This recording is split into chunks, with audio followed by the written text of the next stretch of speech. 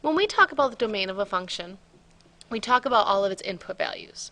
And in the past, we had input-output tables. And if we inputted a -2, a 0, and a 2, -2 is an input, 0 is an input, 2 is an input, all together, it would be called its domain.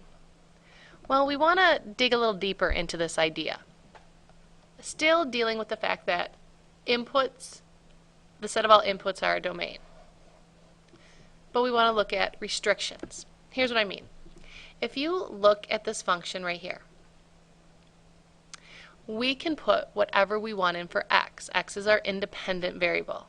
I can put a number in for x. I can put in 10, and we get 2 minus 10 over 4 times 10. And we get an output, whatever that ended up being. So we can put anything in for x, and our y is going to be dependent on that. What you want to look for when it talks about domain is what values make the function undefined. Remember, when we talk about division by 0, 11 divided by 0, we say that's undefined. It happens. Sometimes problems work out where we have 0 on the bottom, but we cannot take 11 and break it up into 0 groups. Okay, so we call it undefined. So when I ask you to find the domain of a function, we are going to say it's going to be all real numbers, but we have to see if there's any limits to it.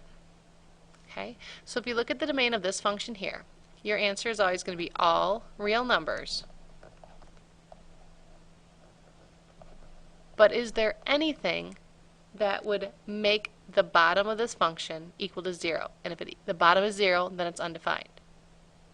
Is there a number we can put in here for x, just in the bottom, that would make it 0?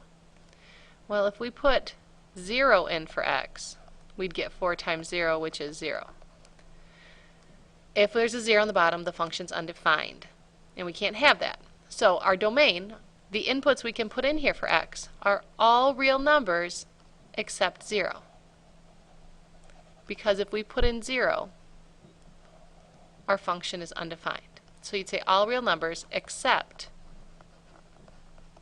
x equal to 0. A shortcut way of writing this, if you ever see a capital R with an extra line, that stands for all real numbers. And we're saying except when x equals 0, well, I would say all real numbers not equal to 0. Again, can you write it all real numbers except x equals 0? Yes. Can you write the shortcut of the capital R, which represents all real numbers, not equal to 0? Absolutely. But when we talk about domain, we're talking about all the numbers we can put in. Are there any limits? Is there anything that any number we can input for x that would make the bottom of our fraction 0 and therefore make it undefined?